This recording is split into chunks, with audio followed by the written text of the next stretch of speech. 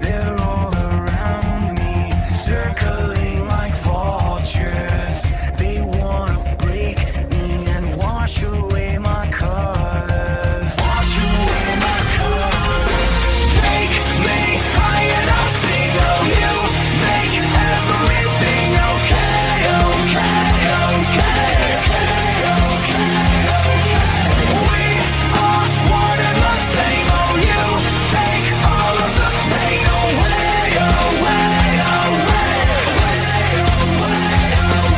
Save me if I become my demons.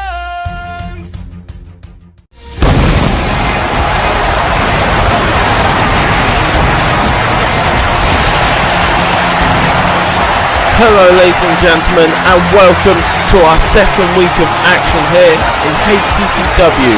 Following an absolutely incredible first week, we hope to follow it up with an even better second week as we see the start of our HCCW World Heavyweight Tournament, as well as 2 more titles being decided here tonight.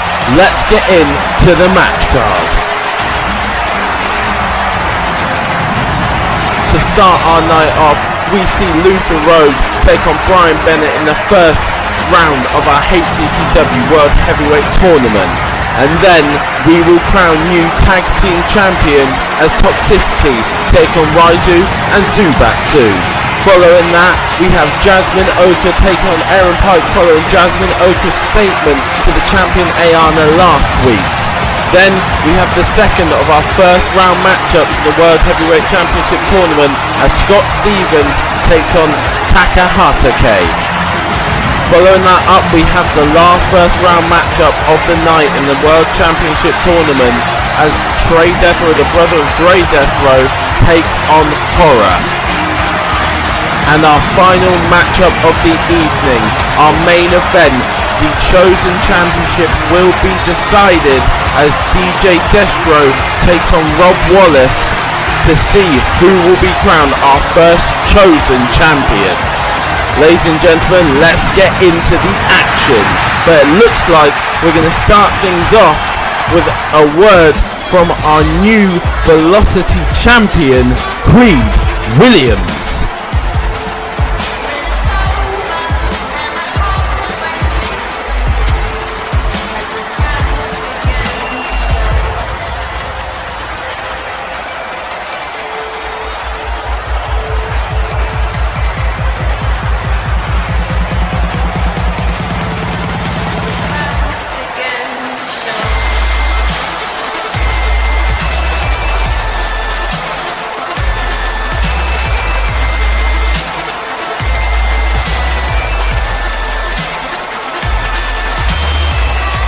Creed Williams and Deacon had an instant classic last week to open the first show on YouTube of HCCW. They really showed that the Velocity division has something special to offer us here in HCCW, and I cannot wait to see what the champ has to say.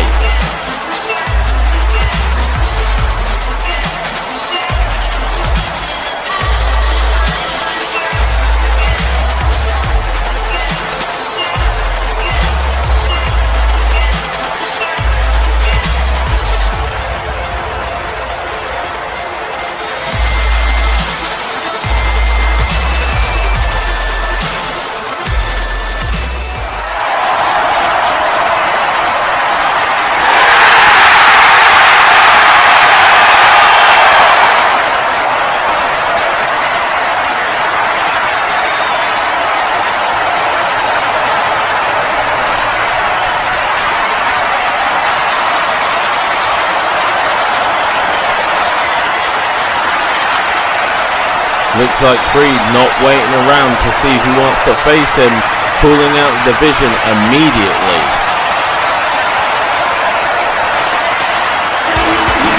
And immediately, as the champion says, whenever a challenger is ready, ladies and gentlemen, Shooting TJ Starr wants to put his name in the hat.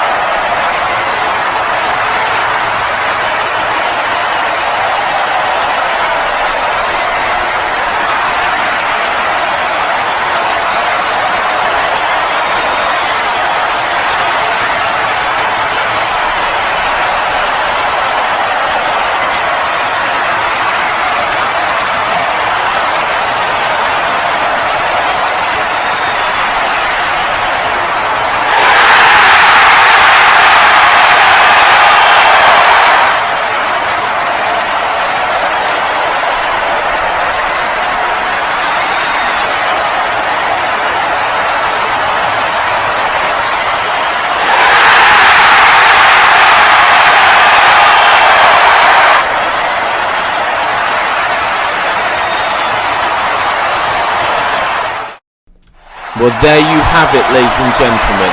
TJ Starr challenging Starlight next week in the Velocity division. But now that gives me the chance to outline something that the champion touched on. Wins and losses in HCCW. Wins and losses in HCCW hold so much importance, as they will be the thing that will help the competitors here find out where they rank among the competition.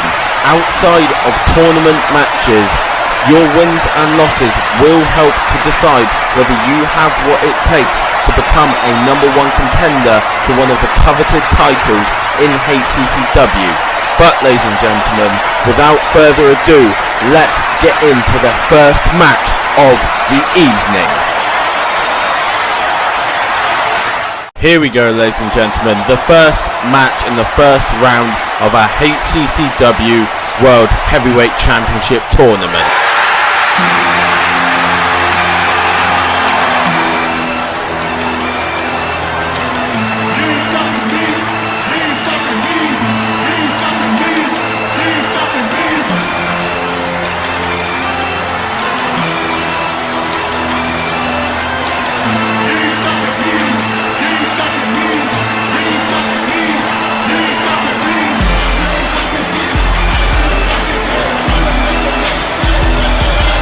This match, scheduled for one fall, is the first round of the HCCW World Heavyweight Championship Tournament.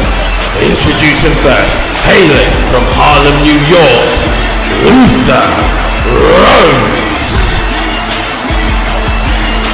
Luther Rose has always been in and around the main event of HCCW. It does not surprise me one bit that he has put his name in the hat for this World Heavyweight Championship tournament.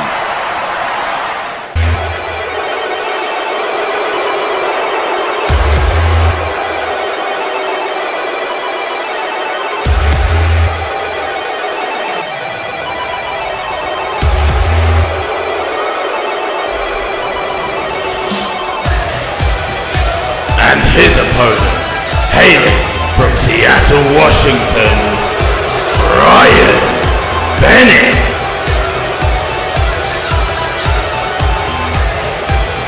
Brian Bennett is a competitor who has all confidence in himself. He believes that he deserves to be a world champion at some point in his career, and this could be his first steps towards that goal.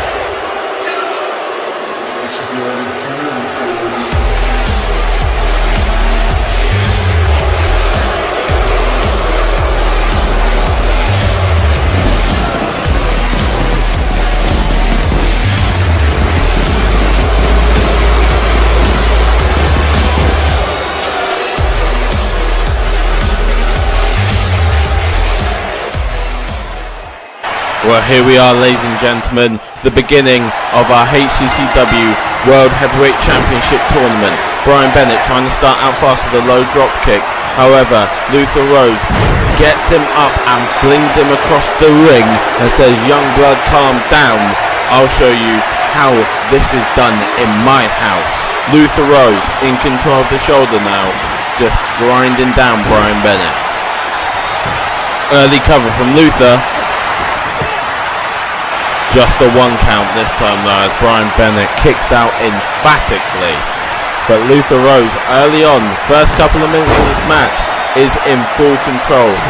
Discus punch as he gets Brian Bennett up, and now he looks like he's going to lock in a camel clutch here to wrench on the back of Brian Bennett, just trying to grind down his opponent in this one, just trying to show him he is in control, but Brian Bennett having none of it, out of the camel clutch and up with a huge Russian leg sweep, and now just attacking the legs of Luther Rose. Very smart decision from Brian Bennett, considering Rose is the more powerful man. Take out the base, but a huge hip toss from Brian Bennett puts Luther Rose down, and Brian Bennett feeling confident.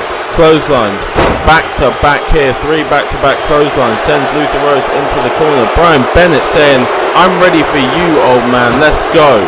but as he rushed into the corner, Luther Rose counters, tries to go for a big punch, but Brian Bennett takes him down to the mat, and now he's just pounding away on Luther Rose. Brian Bennett showing a lot of aggression in the early goings of this match, and now planting Luther Rose with a huge DDT. And now going over to that corner and taking off the turnbuckle pad. Brian Bennett has some bad intentions here, ladies and gentlemen. Huge knife edge chop, but Luther Rose fighting back, picking Brian Bennett up. What's he going to do? A huge fall away slam from Luther Rose there puts him back in control of this one. Luther Rose back into the middle, and this time a hip drop to the back, really working on the back of Brian Bennett early on in this one, and now popping him up for the huge gut wrench suplex. That's a signature move in the arsenal of Luther Rose, following it up with a huge big boot, and now Luther Rose lining up. What has he got in store for Brian Bennett here? He gets him up onto the shoulders, and it looks like he's going to look for the Rose Spawn. He hits it, but the referee is distracted over in the corner with the turnbuckle pad. And Brian Bennett's earlier move to take off the turnbuckle pad may have earned him just an extra second there to get the kick out. However, Luther Rose is feeling this one now. Back to back huge big boots, back into the middle. Luther Rose back in control, and now working the arms of Brian Bennett. Luther Rose, we know, is so clinical in their cover, but just a one following the punishment that Brian Bennett has already taken in this one. Trying to go gut wrench, but Brian Bennett counters and puts him down cover. A one count for Brian Bennett in this one. Brian Bennett doing well to stay in this one, and now just stomping away on Luther Rose. Kick to the face this time, putting him down to the mat, trapping that arm. What has he got in store for him here? Wrenching the other arm back, and now just breaking the arms of Luther Rose, and then stomping the back, and assault from Brian Bennett. A cover. Oh, and a 2 count from Brian Bennett. He believes that he should have got more there. Devastated by Luther Rose not staying down. A low drop kick to the knee, trying to take out the base, and Luther Rose again, but this time picks him up and drops him with a huge spine buster. Brian Bennett now somewhat in control, taking Luther Rose down again and pounding away on him, really showing that aggressive edge that we know from Brian Bennett. Look at these strikes. The assault on Luther Rose continues, whips him into the corner and doesn't give him any time to breathe as he follows him with a clothesline. Brian Bennett now getting Luther Rose up to his feet. More big strikes as he goes behind and hits him with that spinning elbow neck breaker. And now what is Brian Bennett lining up for here? Assaulting Luther Rose. Hooks him up here into the pump handle, and it's going to be the BB shot from Brian Bennett. His biggest move. Cover. Oh, but Luther Rose manages to roll a shoulder off the mat at the very last second, following the BB shot from Brian Bennett. He whips off Luther Rose now, ducks under one, but Luther Rose back in with a huge uppercut, and now hooks up Brian Bennett and just tosses him with the suplex toss across the ring. Luther Rose trying to get back in control of this one after an onslaught from Brian Bennett. Brian Bennett has also taken off another corner pad as Luther Rose was looking for the submission, but a distraction from the referee manages to get Brian Bennett back in control temporarily, but a massive knife edge chop and a kick to the gut is going to put Brian Bennett back in control of this one. A huge clothesline in the corner, and Brian Bennett is feeling that he has got Luther Rose on the ropes as he just continues the onslaught of strikes and damage to the head of Luther Rose. You can see Luther Rose is stumbled. Huge punch to the stomach, but Brian Bennett feeling the effects. Luther Rose goes for a huge punch, but it's another drop kick to the knee to take out the base, and a kick to the face for good measure.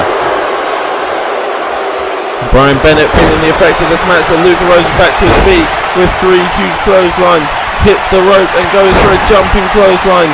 Luther Rose starting to build momentum as he goes for the running senton to sit down Brian Bennett, and now hooking him up again. Another hip drop to the back and midsection of Brian Bennett, really feeling the effects as he gets hit with a huge power slam. Luther Rose picking him back up, up onto the shoulders. What has Luther Rose got planned here? He's going to drop him into the corner, face first on top of that turnbuckle pad. Huge shot to the stomach, but Brian Bennett fires back. Tries to go for the kick again, but Luther Rose counters, and a massive clothesline is going to send Brian Bennett down to the floor. Luther Rose now to pursue him to the outside. Just kicking him, showing disdain for his opponent. Brian Bennett tries to fire back, but Luther Rose hits a massive punch himself, and both men slide back into the ring as the strikes back and forth continue. Luther Rose up to the shoulder and hot shots him across the top rope, neck across the top rope, but Luther Rose hits another huge pop-up gut wrench suplex. What has he got? Cover! But Brian Bennett survives in this one, but Luther Rose is in firm control of this match right now. Brian Bennett had a massive onslaught earlier in the match, however he is fading in this one, and Luther Rose is just picking up momentum.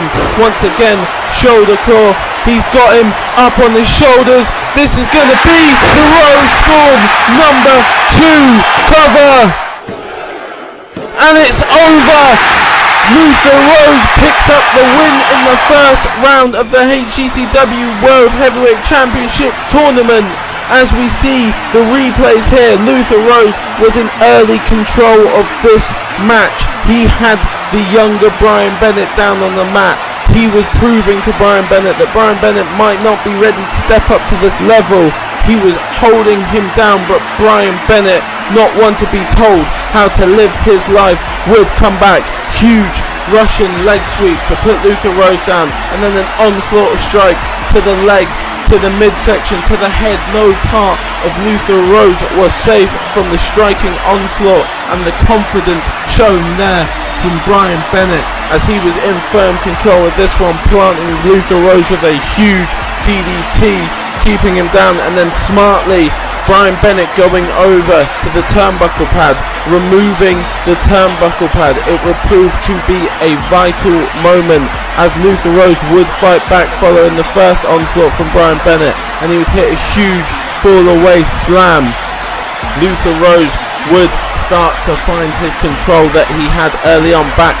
Once again, a hip drop to the back of Brian Bennett, just punishing the spine of Brian Bennett, would be followed up with the huge pop-up gut wrench suplex to set Brian Bennett down, and that would be followed up by 2 massive big boots, and then Luther Rose would look for the Rose Storm, but as you see in the corner, the referee distracted, putting the turnbuckle pad back on as Luther Rose hits the Rose Storm, goes for the cover.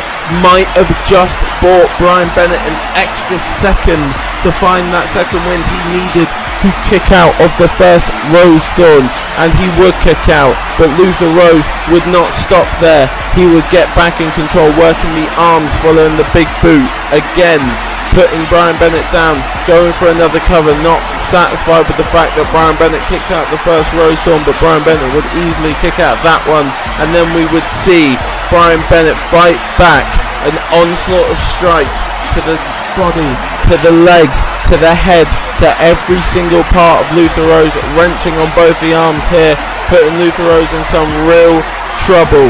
Knees to the back. Brian Bennett would be feeling confident and would go for a cover himself. However, the onslaught would not be enough yet to keep down Luther Rose.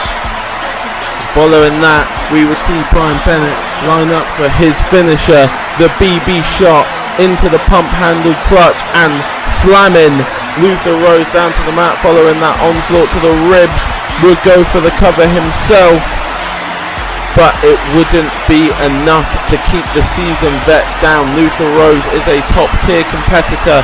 He would fire back with these massive clotheslines, ducking Brian Bennett's attempt to come back and hitting a huge jumping clothesline, and this would start to spell the end for Brian Bennett as Luther Rose would get rolling, hit another huge pop-up gut wrench suplex and go for the cover, but it would not be enough to hold down Brian Bennett. Luther Rose, however, had all the momentum on his side. He would hook up Brian Bennett once again for a second Rose Thorn, pulling him towards covering, and that would get the 1, 2, 3 and the win for Luther Rose. The winner of this match and advancing to the next round, Luther Rose.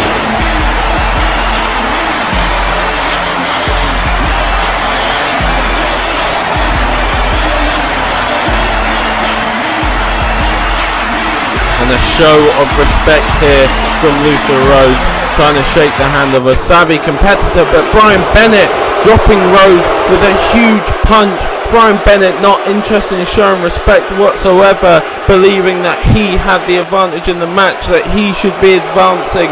Brian Bennett dropping Luther Rose with a huge right hand, and not finished. Brian Bennett, no, come on Brian, there's no need for this.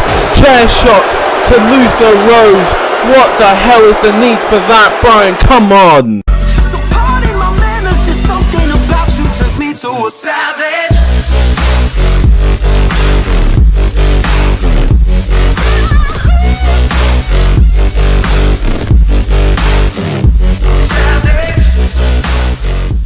Well, after the despicable actions of Brian Bennett following a great first round match, we move into the second match of our evening to decide our first HCCW Tag Team Champions.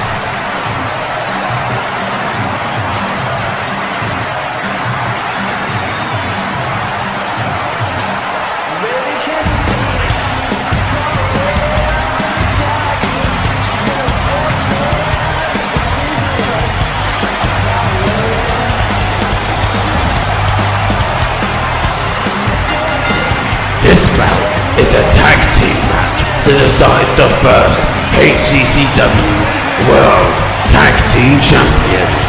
Introducing first, Toxicity. Both of these men performed incredibly well in their individual Fatal 4-Way elimination matches.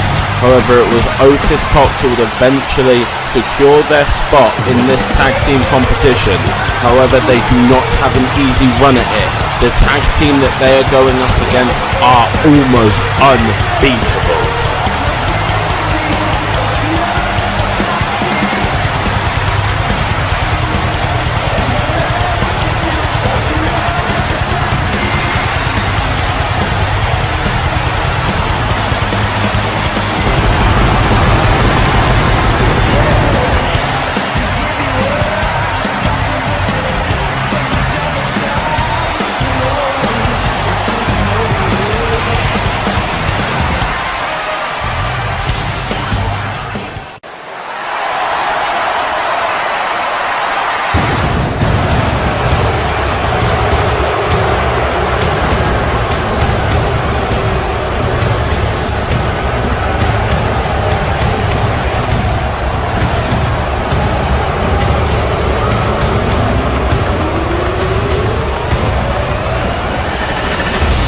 Their opponents, Raizu and Zubatsu.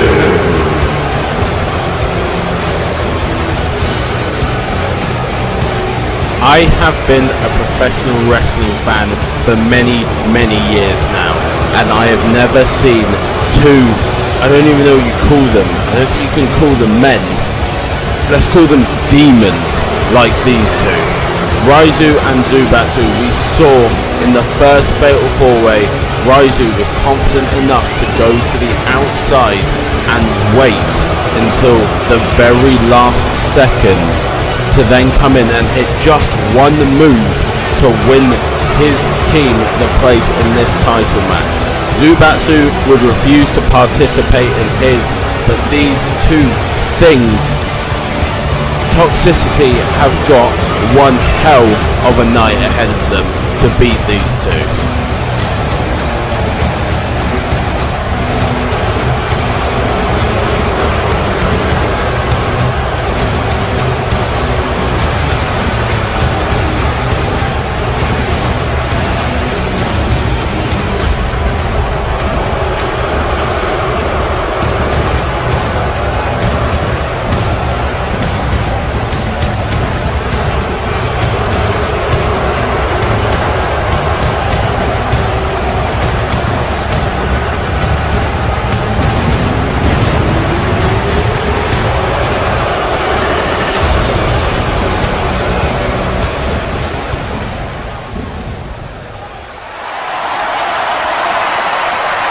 Here we go, ladies and gentlemen.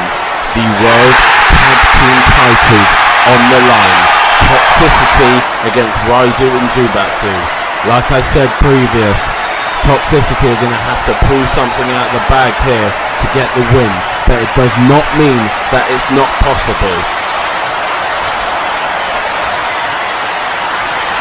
And we are underway, and Zubatsu wasting absolutely no time sprinting across the ring and hitting a one-legged dropkick on AJ Tox, and now snapping that arm of AJ Tox. Like I said, it's going to be one hell of a ride for Toxicity to make it through this one, to walk out as our first tag team champions, as Zubatsu is in firm control in the first couple of moments of this match. Huge suplex into the back suplex. Great combination from Zubatsu. Tox tries to fire back, but it's a huge back suplex this time from Zubatsu on AJ Tox. And already in this match, AJ Tox is in trouble, now just being pounded out on the ground by the knees of Zubatsu. Zubatsu very well versed with those kicks, with those strikes. He knows what to do. AJ Tox trying to fire back, but Zubatsu catches him again, and a swinging neck breaker to put down AJ Tox. But AJ Tox right back now, whipping off Zubatsu into the corner. He kicks Zubatsu in the midsection up to the middle rope. What's he got here? Sunset flip bomb into the pin. It's a 2 count. Catching Zubatsu unawares. This is what Toxicity need to do. But Zubatsu firing back as AJ Tox, and now Zubatsu just getting him into that full Nelson and then kicking him in the back of the neck. The educated feet, the educated strikes of Zubatsu taking control, but AJ Tox now dodging that one and coming back with a huge heel kick. AJ Tox now rolling, manages to get over to Otis, and now Otis will take on the smaller man. However, Zubatsu back to his feet, kick to the stomach, sends Otis Tox off into the corner looking for the tag, but Otis Tox says no way and puts down the smaller man with the shoulder strike, and it looks like already Otis Tox is looking for the toxic injection. However, it's not going to happen, and Zubatsu fires back, stunning Tox against the rope, and now a low kick to the shin of Otis Tox puts him down. Zubatsu somewhat impervious to pain, even from the big man, now in control and snapping his arm just as he did to his partner earlier on in the match. But now, Otis Tox, big back body drop. Can he start to build some offense? Dropping the elbow across the chest of Zubatsu, trying to slow down the smaller man. However, the striking prowess of Zubatsu has been insane. A trip from Zubatsu now, and he's aiming for that arm again. A huge stomp to it this time puts him back in control, but Otis Tox not willing to stay down, flips Zubatsu over his shoulders once again, and now Otis Tox putting the hurt onto Zubatsu, clawing at that shoulder, trying to slow him down, trying to close his airways, making sure he can be in control of this match. Zubatsu now whipped off into the corner. Otis Tox looking for a tag, but Zubatsu counters back out, gets to the other corner, but Otis Tox fighting back out, putting Zubatsu down with some strikes of his own, picking the smaller man up, dropping the knee once, twice, and then just flinging Zubatsu across the ring like a piece of trash. Otis Tox trying to make a statement right now. Huge big boot from Otis Tox, sits down Zubatsu into a cover, but not even a 1 count. This is what I mean about these two men, or these two demons, whatever they are. You just cannot hold them down for long enough to end the match. Huge pickup powerbomb from Otis Tox here onto the shoulders now, and dropping him down with a Samoan drop. Can that be enough? But look at Zubatsu back to his feet. Otis Tox not letting up though, whipping him off into the corner, and now tagging in his tag team partner as he stomps on the chest of Zubatsu, and it looks like AJ might be getting him some as well. They're trying to wear down Zubatsu. They're trying to keep him out as Otis Tox takes back in, and there's more stomping action. AJ now over to the far corner. Otis Tox whips him in with a huge drop kick, and look at Toxicity. They are rolling into the cover. but only a 1 count. It's unbelievable how hard it is to keep Zubatsu down right now. They are punishing him, but it is not enough. Tag. Otis Tox going up to the top, looking like they may be looking for the finish. Toxic meltdown into the cover from Toxicity. But only a 2 count off of the Toxic meltdown. Zubatsu back to his feet and a huge 1-leg drop kick sets down Otis Tox. This is unbelievable, the resilience, and again the full Nelson kick to the back of the neck on the way down. The damage that he is inflicting after everything he's taken. Hangman neck breaker and another huge full Nelson kick to the back of the neck cover. A 2 count from Zubatsu. Otis does not want to give this one up, but you have to say it is somewhat unbelievable the amount of damage that Zubatsu has taken, that he is now back in control of this match. I cannot believe, ladies and gentlemen, what I'm seeing. Otis Tox whipped to the outside. What is Zubatsu got in mind here? Oh my god, no. Zubatsu, no! Come on! Otis Tox planted on the apron as Raizu gets tagged in, and now the big man on big man action as Raizu takes control of this match, keeping down Otis Tox after he got planted on the apron by Zubatsu. Raizu is in thorough control of this one right now. Huge punch, sits down Otis Tox and then dropping him on that injured neck already. And now look at Raizu wrenching on that neck that Zubatsu had targeted earlier, just continuing the damage on that neck. And what is Raizu looking for here? He's waiting for something. He's hooking him up. Oh no, it's the depths of hell on that unprotected neck. He drops him on his head cover. And AJ Tox just manages to get in to save the match for his team, but Raizu is thoroughly in control of Otis right now. Raizu tagging in Zubatsu here. Up onto the corner goes Otis Tox, and now just an onslaught of strikes from Raizu and Zubatsu. This is brutal from these two demonic figures, and Raizu just slamming down Otis to the max as Zubatsu again signals for the end, signaling that there is no hope left for this Toxicity side. Otis needs to try and get his tag team partner in, but as he tries to roll out Zubatsu, huge clothesline by Otis, fighting back with those uppercuts to the stomach, sits down Zubatsu. That's the first time we've seen the damage actually taking hold on Zubatsu as Otis gets him up for the huge gut wrench suplex, setting down Zubatsu once again, but Zubatsu fighting out, countering Otis and planting him on that head again. That head and neck of Otis Tox must be screaming in pain right now, and a kick to the back for good measure. The educated feet of Zubatsu coming into play as Zubatsu sits down Otis Tox twice and then hits a sling blade to sit him down for a final time. What has he got in store here? And another kick off of the full Nelson to the back of Otis' neck. Oh my god, what a knee to the abdomen of Otis. But Otis not willing to let this match get out of control. He's fighting back. He's taking it to Zubatsu now. But Zubatsu again, another arm drag. He's trying not to lie down in this one, but Otis manages to catch him, send him off into the corner. And it looks like, once again, now that they're in the corner, they're going to look for the second Toxic meltdown. Can this be it? Will this be the end of the match cover? But Raizu gets across to save the match for his team. Pele kick from AJ. They're trying to get control. They're trying to get rolling in this match. They need to keep this team down. It's been unbelievable so far, the amount of damage that Zubatsu has absorbed. And look at AJ sending him off into all the corners, and AJ is feeling it. AJ's getting rolling here. Can he take control? But no, once again Zubatsu up off the mat to sit down AJ Tox.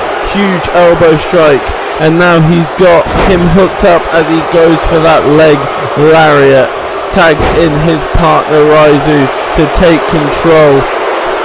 AJ Tox trying to fight back, kicking to the leg, trying anything he can to fight out of this one, but as he goes for it, oh my god, Raizu just plants him down to the mat, dodging that strike now from AJ, dragging him over into the corner. What has he got in mind? Just dropping AJ across the top rope and tagging in Zubatsu as AJ tries to crawl to the corner, but Zubatsu says no, not like this. Oh my god, a huge stomp down to the mat, unprotected again, and now Zubatsu just going to work on that back, and once again showing that there is no hope for toxicity in this match. Zubatsu now whips off AJ, but AJ trying to fight back, trying to show heart, trying to get rolling, neck breaker, he sets down Zubatsu. What can he do now? Trying to drag the lifeless body of Zubatsu. We know it won't stay like that for long. They have got to take advantage, but as both men get the tag, Raizu takes control once again and puts Otis Tox into the corner, and again they're just brutalizing Otis Tox in that corner. Toxicity tried to roll a massive lariat from Raizu, sits down Otis, and then he just drops him onto his back.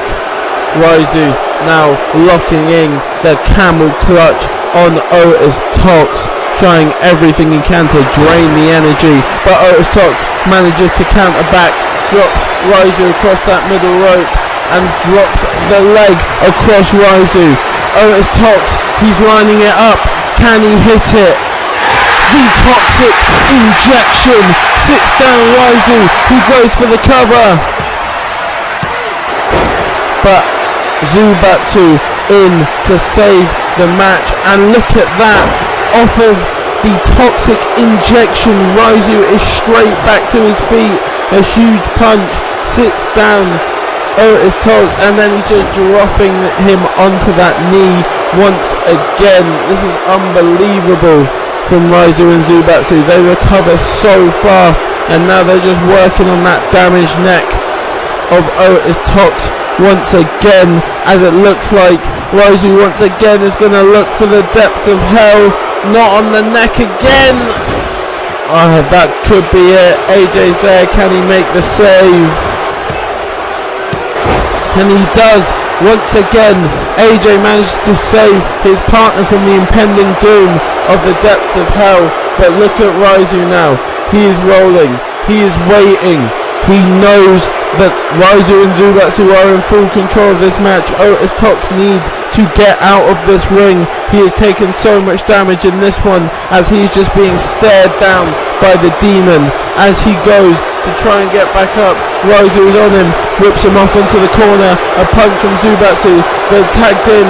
Oh no, Otis, his neck can't take this, and it looks like they're going for Soul Harvest, and they hit it. My god, that could be it. AJ stunned on the ring apron, and we have new tag team champions in the form of Raizu and Zubatsu. It was unbelievable to watch these two things work in this ring today. I cannot believe what I have just seen. They started off quickly, taking the fight to AJ Tox, taking AJ Tox out completely, hitting him with everything they could. Toxicity showed as much heart as they could in this match. However, Raizu and Zubatsu, they are just unbelievable. The amount of damage they absorb, and they keep coming. AJ Tox almost shocking Zubatsu early on in the match with that sunset flip roll up, but Zubatsu would not stay down, hooking up the full Nelson and just kicking AJ Tox in the back of the neck, slamming his feet into the midsection, slamming his elbows into the face, but AJ Tox would not take lightly, and he would come back with a huge calf kick. and he would tag in his partner, the dominant Otis Tox, the big man of the two. However, even he would not have an easy run of it against the tenacious Zubatsu. Zubatsu would keep fighting back even through Otis, getting a comeback here, lining up the first toxic injection, but unbelievably Zubatsu, the smaller man, catching the elbow as it came in, stunning Otis Tox up against the ropes, whipping him off and just kicking the shins of Otis Tox, putting him down face first into the mat.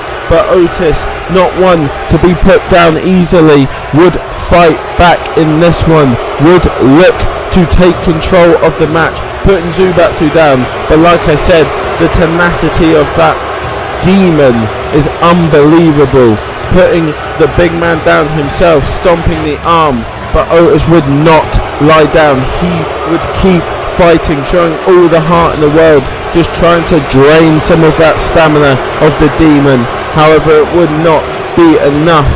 But here you can see Otis fighting, doing everything he can, dropping those knees to the body and then just flinging Zubatsu, showing the clear strength advantage that he had over his opponent. He just tried to take advantage. Huge big boot to set down the demon, but as we saw, he went for the cover and not even a 1 count. Then he would take it over to his team's corner and just try to stomp the life out of the demon. Just try everything that he could to keep Zubatsu from rolling in this match, tagging in and out both of them, doing as much work as they can. Huge Irish whip drop kick in for AJ would put Zubatsu down. It looked like that might be their chance. He would go for the cover, but once again the demon kicking out after just one, even though he sustained all of that damage. AJ Tox would then whip Zubatsu off into the corner, and we would see the first toxic meltdown onto Zubatsu, dropping him onto his head off of that powerbomb elbow drop. But it would not be enough. Still Zubatsu with enough in the tank to fight back, kick out, and then take control of the match, putting Otis Tox onto the apron and then planting him with a disgusting DDT on the apron, and then the demons would have the clear area to aim for, what they wanted to take advantage of, the neck of Otis Tox, both of them aiming for it, wrenching away on it, dropping a huge knee to it just like that, and then just wrenching from Zubatsu, just trying to rip the neck, trying to rip all the tendons, trying to break the neck, and he would then look for the depths of hell, dropping Otis Tox on that neck, unprotected. It's hard to watch, ladies and gentlemen, I have to tell you. It is hard to watch this live and see the damage that Otis Tox's neck took. I hope that after this match he is going to be okay. But the demons, like I said, in full control. Raizu just stalking his prey, putting him into the corner, and then the barrage of strikes from the two demons in the corner on Otis Tox. He could do nothing to fight out as they would take control of him. AJ Tox forced to watch helplessly on the outside as the two demons would just rip away at his partner. However, Otis would not lie down. He would fight back. He would do everything he could to make sure that he would get his team the win, hooking up for the second toxic meltdown. AJ Tox going into the cover this time, looking for it, but it would be broken up by Raizu, rushing across to keep his team in this match. Otis Tox still rolling as Raizu would come in to try and take advantage, try and win this match for his team, try and take advantage of that damaged neck, but it wouldn't slow Otis Tox down as he would hit the toxic injection onto Raizu, putting the big man down, going for the cover. However, Zubatsu in to break that one up, and that would spell the beginning of the end for Otis Tox and Toxicity. As we see here, more damage inflicted to the neck and head area of Otis Tox. Raizu again wrenching on that neck, just trying to snap anything in there, just trying to keep Otis Tox down, just trying to put him out for as long as they could, and he would look for the second depths of hell, dropping Otis Tox on that neck once again. And I cannot tell you, ladies and gentlemen, I am concerned for the health of Otis Tox. That neck took an ungodly amount of damage in this match. AJ would save his partner, but then you could see the Demons, they were confident that they had this one in the bag, that they could finish their opponent, as you just see Raizu here just staring down his prey, just waiting for Otis to move before he would again strike a stomp to the head, as he would whip Otis Tox off into the corner, and they would hook up the Soul Harvest, dropping Otis Tox on his head once again and then slamming him to the mat. AJ Tox stunned on the outside, couldn't do anything to stop his opponent from falling prey to the Soul Harvest. Here are your winners and new HCCW Tag Team Champions, Raizu and Zubatsu.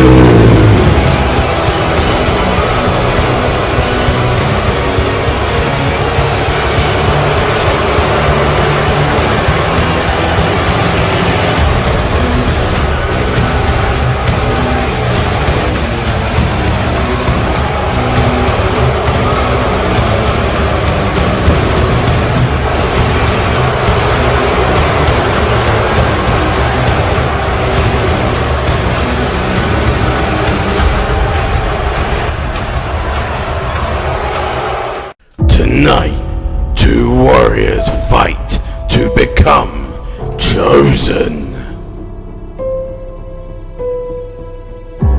Gifted by the war gods. The chosen champion.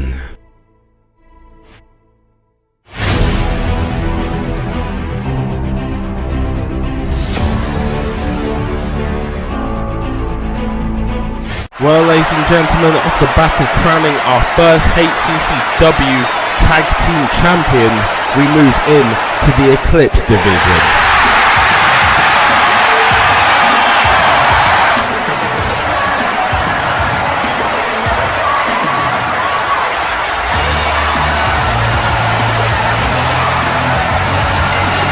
This bout is scheduled for one fall in the Eclipse division.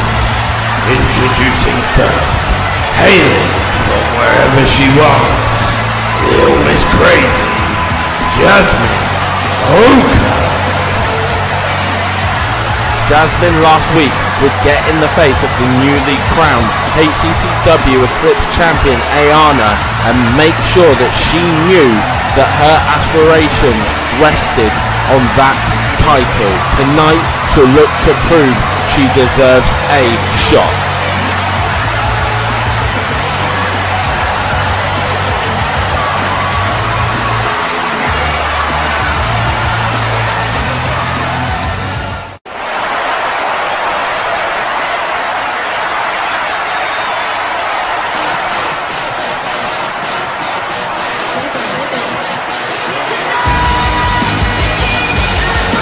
And her opponent, hailing from Cardiff, Wales, Erin Pike.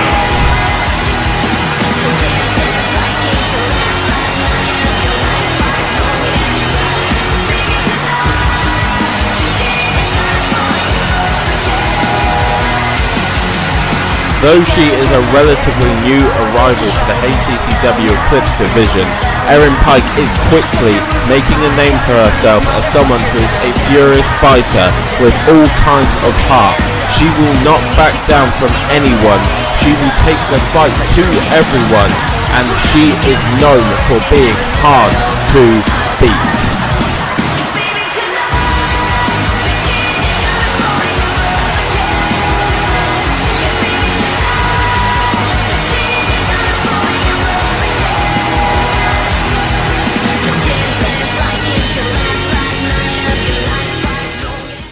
So here you have it, ladies and gentlemen, Jasmine Oka, Erin Pike, they go head to head to see who will walk away with the W in their wins column. Quick forearm start from Jasmine Oka, but now Erin takes control, scoots behind, and now she's got waist control, takes Jasmine down to the mat, and she is in full control of Jasmine right now, just picking her up and flinging her back down to the mat, making Jasmine know this isn't going to be easy, but reversals back and forth. Jasmine says, not today, and now she hooks her up with a quick snap suplex. Jasmine trying to get some control in this match, but Erin instantly fighting back, and now just wrenching on the back. Jasmine's arms all tied up in knots in those ropes. Cover from Erin. Just a 1 count on that one.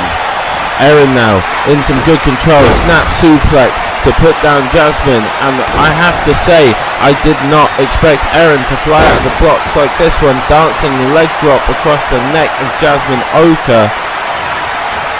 But Erin fully in control in the early going, whipped off into the corner into a huge monkey flip.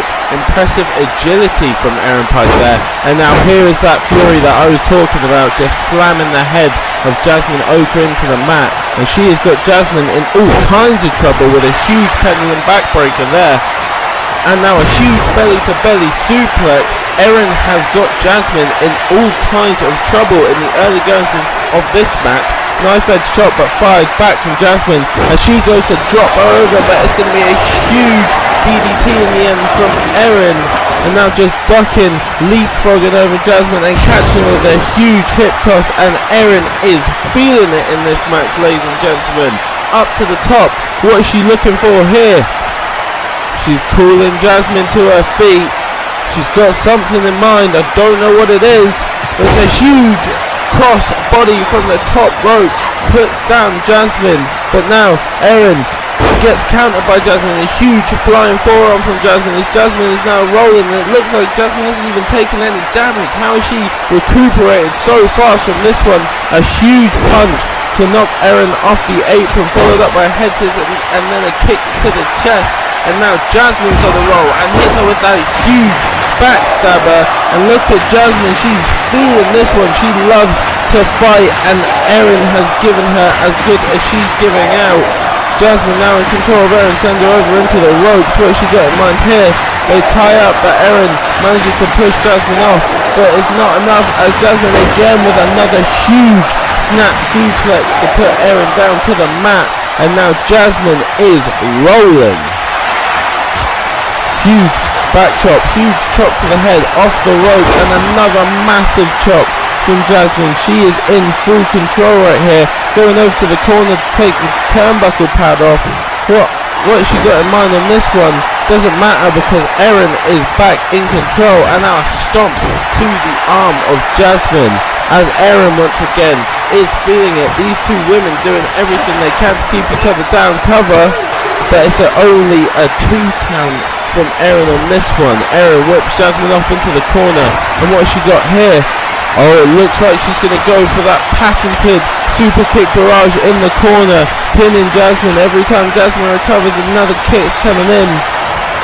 Oh, 3 massive shots from Erin Pike, 6 down Jasmine, and now she is lining her up. What has she got in mind here? She's going for the Unleashed, and she plants her with it. Oh my god, the way that Jasmine's neck just bent, but there's a cover. Oh my god, Jasmine just managing to roll the shoulder off of the mat following the Unleashed. I thought Erin was about to get a huge upset win as she is in control, but she goes for the headbutt. Jasmine counters with a massive elbow, going for the kick, but Erin counters back herself, and then a huge hip toss once again to sit Jasmine down. Now she's standing her up, but Jasmine not wanting to stay down, hits a huge uppercut. Now into the grapple, she has her, going for that leg, dragon screw on that leg, and then a kick to the chest to hold her down, and she's going across with the other turnbuckle pad. Now only half of the turnbuckle pads are left on in this match. Jasmine trying to hook up Erin, but Erin counters with a massive kick to the abdomen, and then look at this. Oh my god, what a move by Erin. She goes into the cover, but the referee is distracted by the turnbuckle pad. It's easily at about a 6 count by now. 7, 8, but Erin finally realizes the referee can't see what's going on, and she lines up Jasmine again, and it looks like she's going for another unleashed. Will she hit it? Yes, she will, and again Jasmine planted on that head cover. But once again, unbelievably, Jasmine managed to just roll a shoulder off of the mat to save herself in this match. But Erin Pike has been in complete control of Jasmine Oka in this match so far. Jasmine barely getting any offense in, and she's just being pounded out now, and another hip toss and then an elbow drop to the arm by Erin Pike. Erin Pike is in complete control of the woman who's looking to be #1 contender for the Eclipse Championship. A takedown by Erin Pike followed with some furious punches. Erin whipping off Jasmine once again. She ducks under, and then she goes for a massive elbow, massive knee, and a huge spinning punch, massive combination. Now Erin with a clothesline combination, heel kick to finish that one off. My god, ladies and gentlemen, Erin Pike is in control, but as I say that, Jasmine Oka manages to come back, and now she's just daring Erin to do whatever she can. She goes for the punch, but Erin Pike counters back into the ring. What has Erin got here? She whips off Jasmine into the corner, but Jasmine manages to counter with a big back elbow, goes for the clothesline but misses. Drop toe hold from Erin Pike. Erin now in control, going outside of the ring. What is she looking for here? A massive knee to the head of Jasmine Oka. Huge knee. Erin Pike to the top rope, and she could be looking for a finish here. She could be looking for the Welsh Sky. She does, but Jasmine Oka manages to get the knees up into the chest of Erin Pike. What has Jasmine got here? Kick to the ribs, huge punch, and a massive backstabber from Jasmine Oka into the cover. But only a 2 count as the crowd chant fight forever. They are loving this match so far. Last week a lot of people said they thought the Eclipse division stole the show, and I have to agree. And again, it looks like so far in this one they're stealing the show once again, as Jasmine starts to get in control, goes for a cover, but she can't even get a 1 on Erin in this one, but she sweeps, puts her down. Jasmine Oka in major control of this match, and now just choking Erin out on the mat. Jasmine Oka wants to win this one. She's endured so much punishment from Erin Pike. She needs to come back into this one, and she hooks her up. Huge Hurricane Rana DDT into the jawbreaker, and a massive clothesline to sit down Erin Pike. Jasmine Oka is in full control. But as I say that, Erin Pike tries to come back with a kick and then an elbow, but misses, countered off of the kick by Jasmine Oka with the knee to the face, and then a running Hurricane Rana. And look at her, she's now just talking to Erin Pike. She's saying bring it on, as she hits her 3rd backstabber in this match to put Erin Pike down to the mat. She drags her over to the middle. What is she looking for here? Another kick to the back just to punish her, and even more cover. But unbelievably, Erin Pike out at 1. These two women not willing to stop fighting for anything right now. Jasmine Oka showing great agility there with a wheelbarrow split leg arm drag. She puts Erin Pike down with another huge clothesline. She is in full control of Erin right now, and Erin needs to weather this storm, but whether she can or not, that is a different story. Jasmine dragging her over to the rope. She lines her up, and she's looking for it. The crack up. She hits it. Is she going to go for the cover? Yes, she is. Let's see. But unbelievably, Erin Pike rolls a shoulder off of the mat following the crack up from Jasmine Oka. That is unbelievable. Erin Pike now fighting back, but Jasmine stopping her momentum and flatlining her down to the mat once again. Jasmine Oka keeping her control, keeping her dominant streak in, whipping Erin off into the corner. Now she puts her up on top. Huge punch to the face.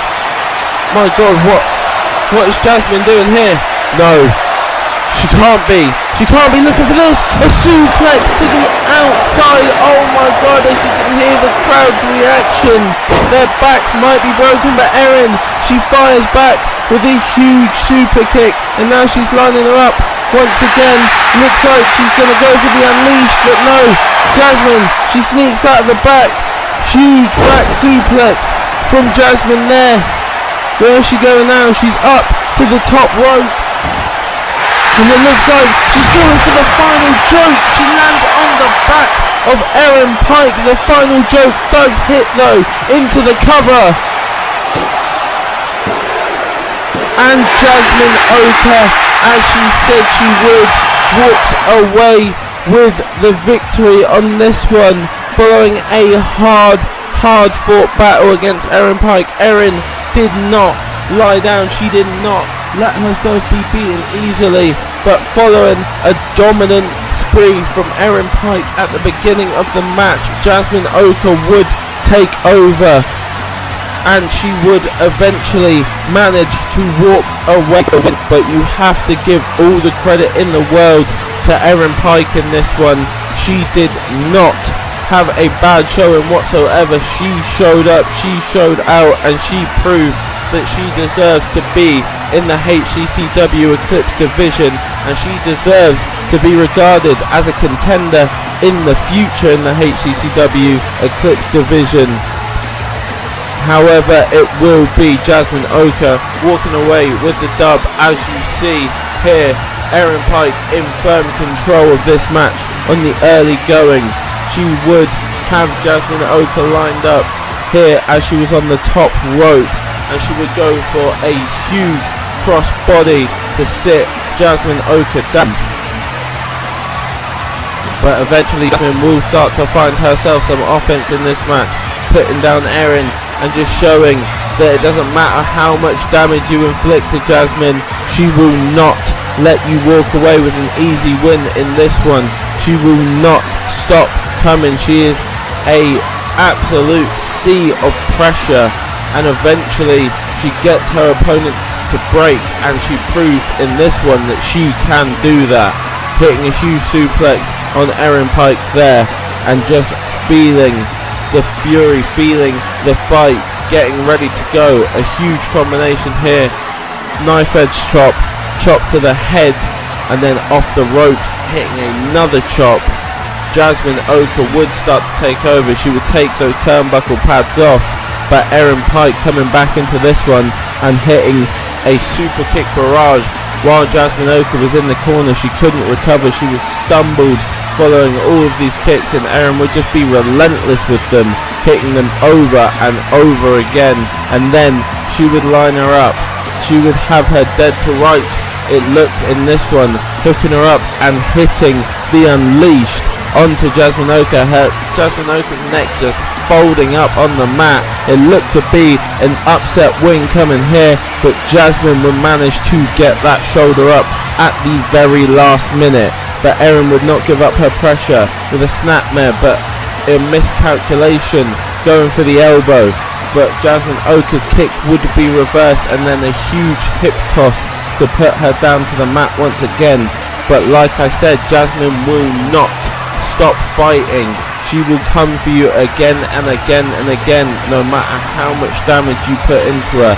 Hitting the huge dragon screw in the leg there to slow Erin Pike down. But once again, tactically, Jasmine would go over to the another corner, remove the pad, as Erin would counter off of her grapple, and she would hit her with this huge side slam, putting her down to the mat.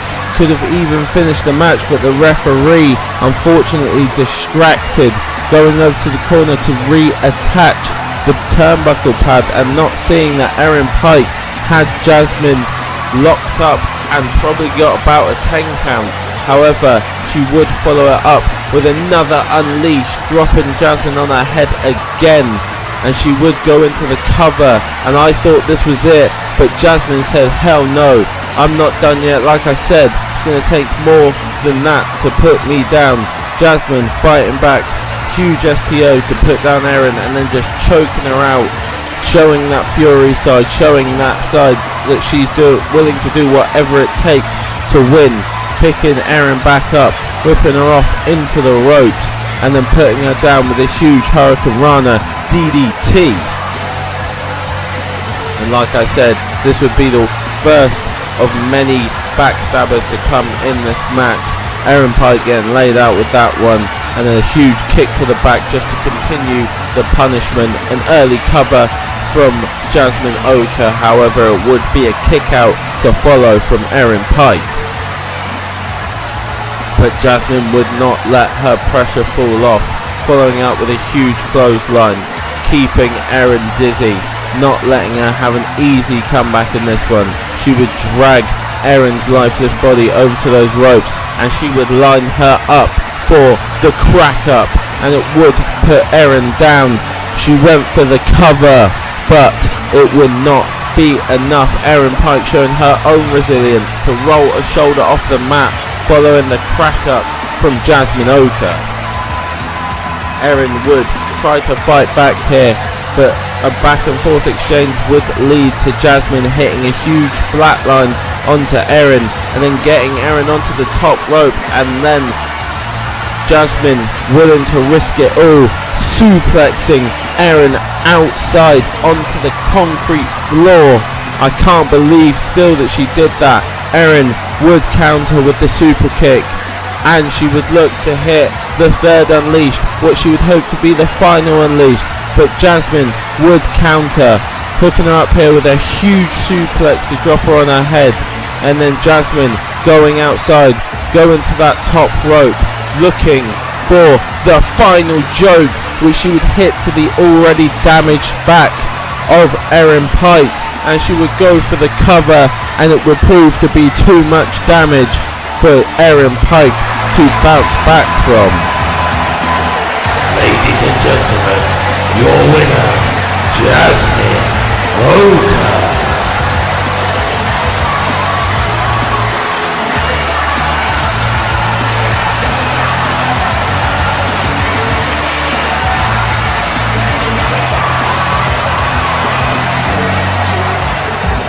Oh my, just like Jasmine Oka did to her last week, the champ has interrupted the celebrations of Jasmine Oka, and she is coming out here.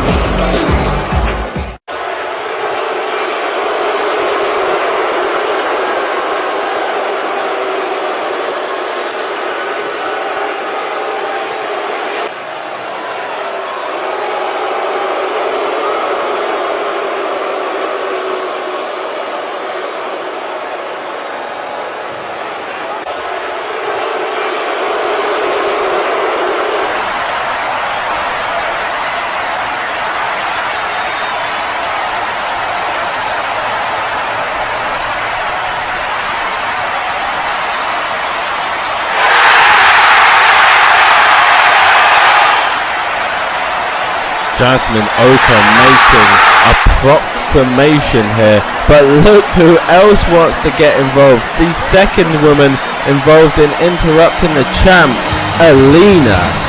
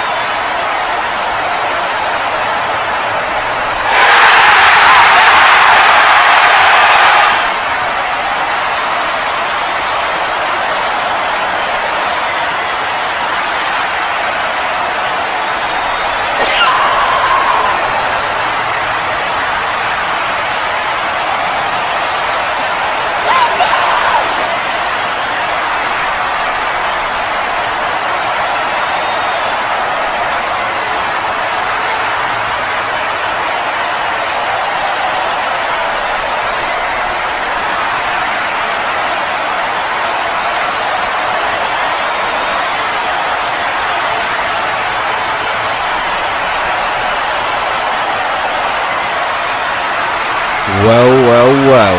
Looks like a deal has been struck up between Jasmine and Alina to see who will fight it out to be the first challenger to take on Ayana for her title. Ayana somewhat unimpressed by the notion of taking on either of these women as she leaves the ring, but she is going to meet Alina face to face on the ramp on her way back out. It will be Alina in her first match next week, and then she will take on Jasmine. Well, what an amazing and hot division the Eclipse division is turning out to be. But now we move on to the next matchup in our HCCW World Championship Tournament.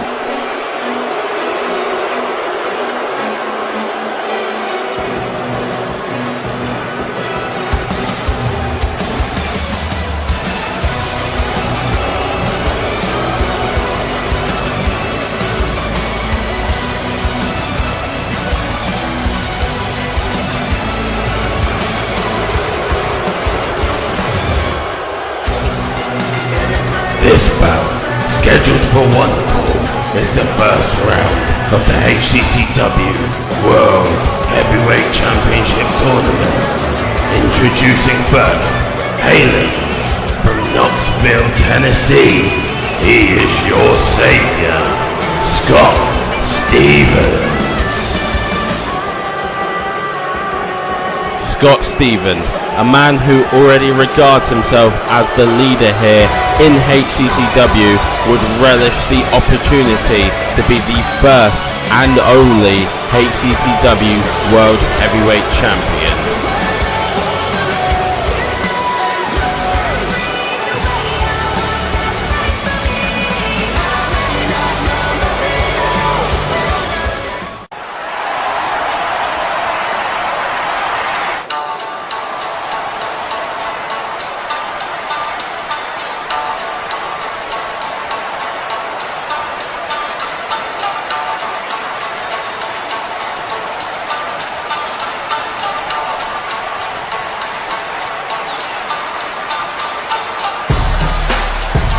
His opponent, hailing from Osaka, Japan, Taka Hatake.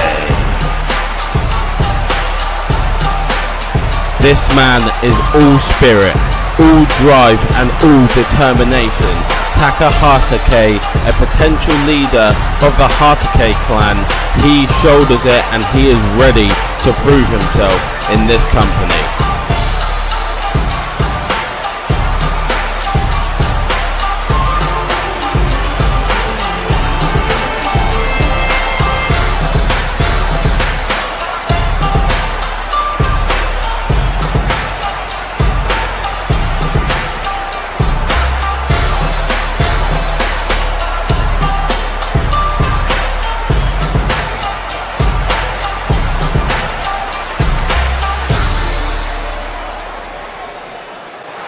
Here we go, another first round matchup to see who will move on to the next round of the HCCW World Heavyweight Championship Tournament. Scott Stevens starting off with a quick brainbuster to Taka Hatake, catching Taka somewhat by surprise with how quickly he came in with that grapple. And now Scott Stevens picking Taka back up, whipping him off into the corner, rebound and going for a DDT, but Taka managing to get out of that one. Arm wrench puts Scott Stevens down to the mat. Now Taka hooking up Scott with a double underhook suplex, planting Scott down to the mat. Now Taka is in control of the arm of Scott Stevens, putting him down to one knee, still controlling that arm. Scott Stevens, he's getting that arm wrenched on but manages to create some separation, and now the strikes back from Scott Stevens, missing the last one, but it doesn't matter because he managed to sit down Taka to one knee into the corner, and now slamming the face of Taka Hatake on to that top turnbuckle and stunning him.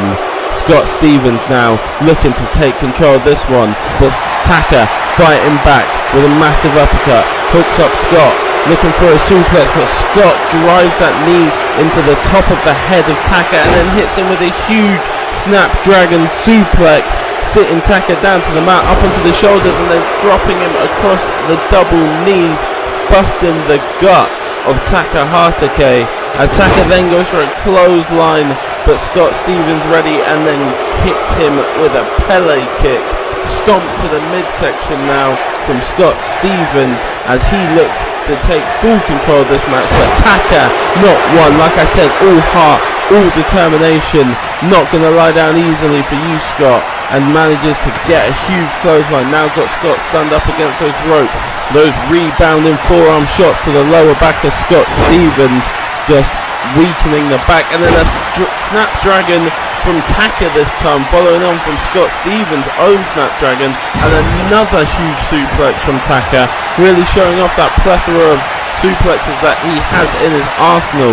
Now sitting down Scott Stevens again and hitting a huge decapitator on that bottom rope. Scott Stevens is in trouble and now rubbing salt into the wound as he stomps on Scott Stevens' midsection, but Scott manages to counter with the dragon screw and then follow it up with a huge heel kick, and now just stomping on Taka and now rubbing in that he's back in control. This one, another dragon screw to the knee of Taka Hatake and another stomp for good measure. Scott Stevens is now starting to roll in this one, jumping stomp to the arm of Taka Hatake, really focusing his attack on those arms right now. As we see, he goes into the submission here, locking up that arm and now just wrenching on the chin and neck of Taka Hatake, but Taka manages to fight out this one with a huge snapmare, shots into Scott Stevens, gets him up for the suplex and drops him down with a brain buster.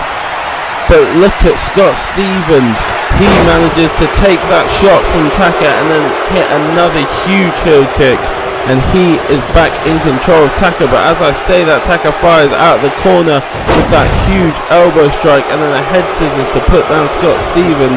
Scott whipped off into the corner. Taka now in control of Scott Stevens. What's he looking for? Looking for that huge boot in the corner, but it gets countered. Goes for a massive kick, but Scott Stevens using the knee as a sort of neck breaker and breaking the neck of Taka Hatake across the knee. However, he goes for the cover and it's not enough to keep Taka down. Taka was starting to fire back in this one and again firing out the corner with those elbows. Going for the spinning back kick, but Scott Stevens targets that hamstring with the kick, whips Taka off. What's he got now? Huge drop kick from Scott Stevens. It's the stomp to the midsection now for Stevens, into the cover.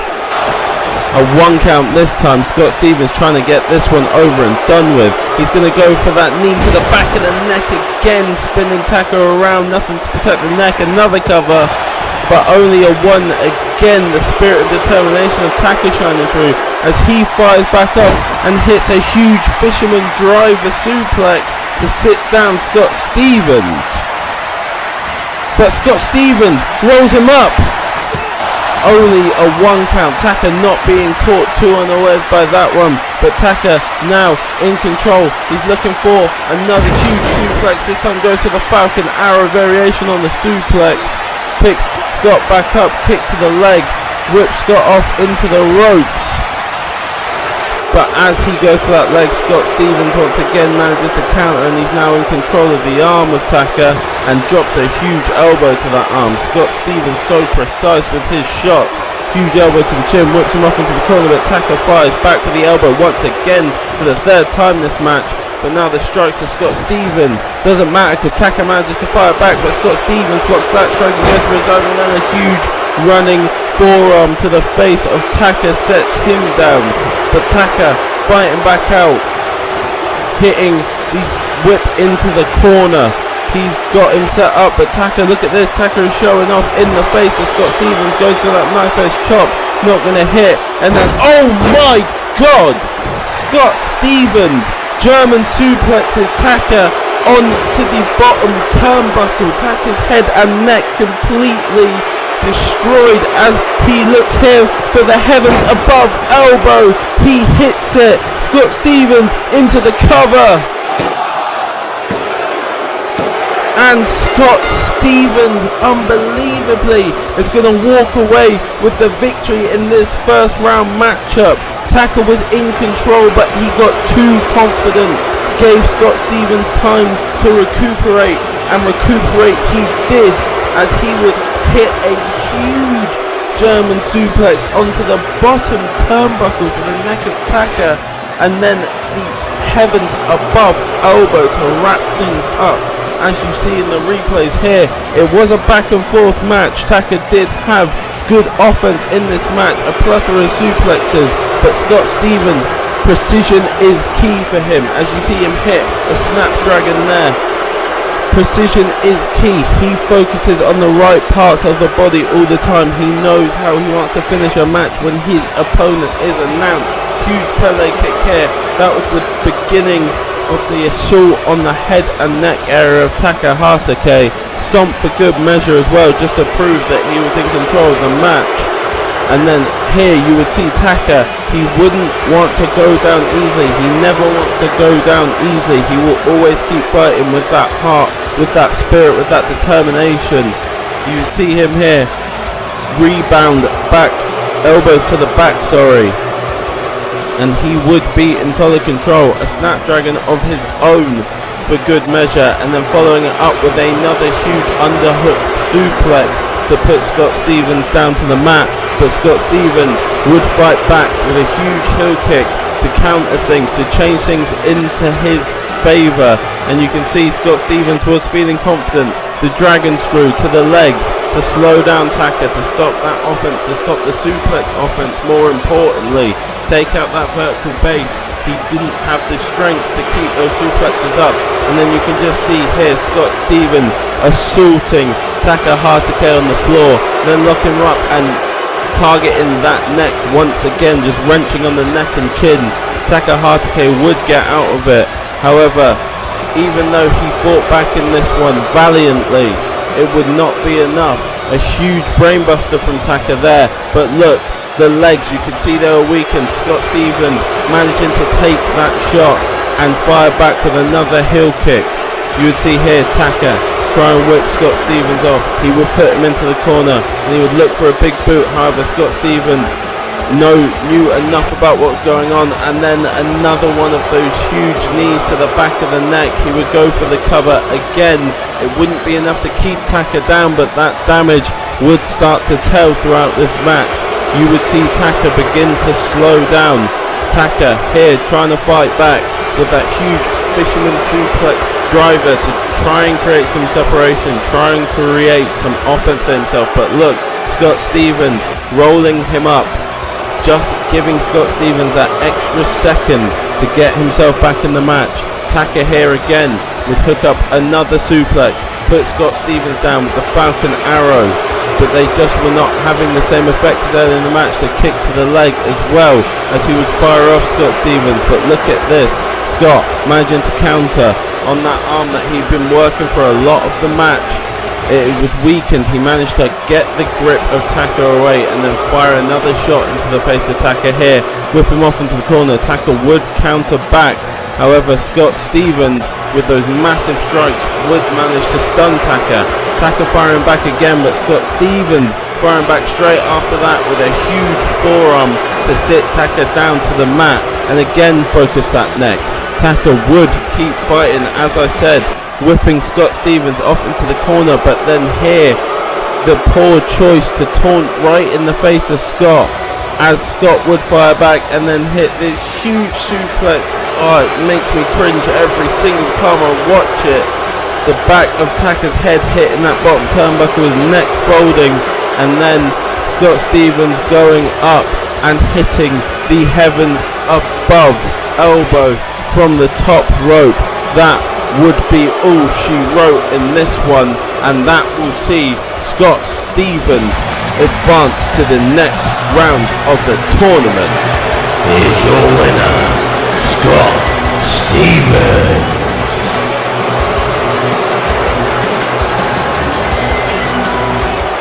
Oh, Scott, come on, man. There's no need for this.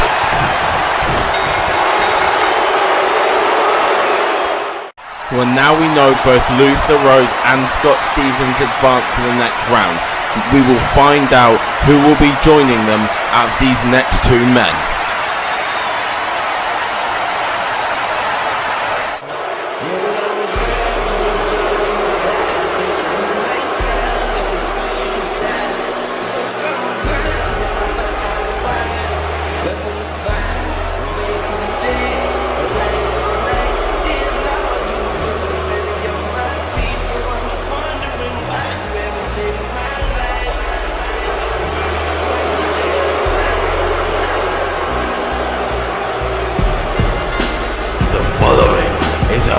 round match in the HCCW World Heavyweight Championship Tournament.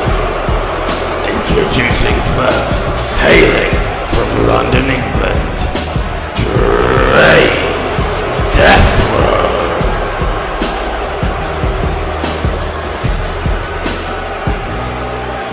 Another one of the notorious members of the clan and brother of the leader of the faction, Dre Deathrow. I'm sure Trey Deathrow has aspirations of a title himself.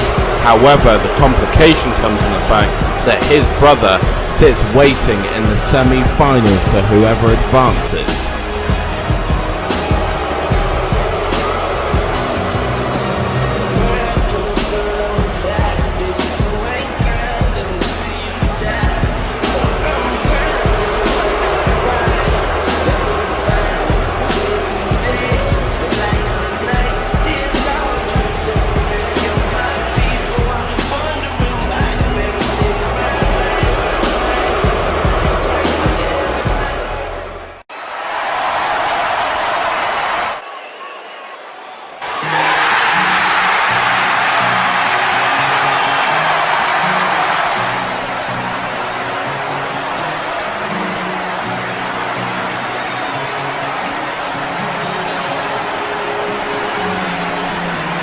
His opponent, hailing from St. Louis, Missouri, Horror.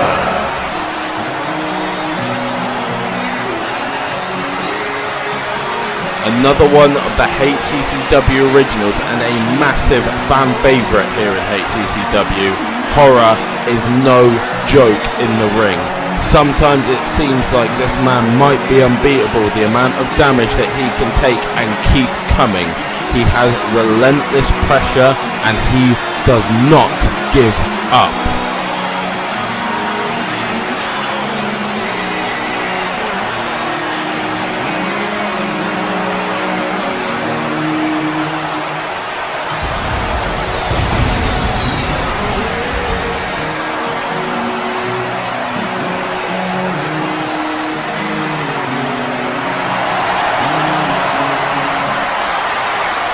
Well, ladies and gentlemen, we have seen some incredible first round matches already here in this tournament, but this one may be one of the top ones that we're about to see. As we see Trey Deathrow trying to start quickly with the suplex, however, a float over DDT from Horror will set Dre down to the mat. But as I said, this one is going to be back and forth action as Trey Deathrow fires back against Horror. However, Horror manages to get behind and hit a huge back suplex, following that up with a backdrop. He is in control already, and a stomp to the midsection just for good measure, and then a kick to the chest. But look at this, Trey Deathrow firing back with just a slap and then planting Horror down to the mat. These two men are going to brutalize one another in this match. Huge fall away slam from Trey Deathrow there. Horror even catapulting a little bit off the ropes, not uncomfortable fall. Huge gorilla press slam now. Trey Deathrow showing his power game is among the top in the company, if not the top. Huge whip off into the corner, followed up by a clothesline to the back of Horror, putting him down to the mat. Trey Deathrow taking control of this one. Huge brainbuster now onto Horror, setting him down, and Trey Deathrow, look at him now, just stalking his prey, picking Horror up for the huge spine buster to set him down, and now looking to finish this one early, picking Horror up by that leg, and now just trying to wrench that leg across the back of his neck, doing some serious damage to the hamstring of the ACL of Horror. But Horror axe kick to the top of the head of Trey Deathrow, going for that spinning back kick. However, Trey will counter that one, but Horror counters back with an arm drag. But Trey once again back into the match with a huge kick to the stomach, and now gets Horror up with the deadlift German suplex. Stomping on Horror's arm, turning him over, and now another submission, just trying to wear down that spirit of Horror, trying to break him.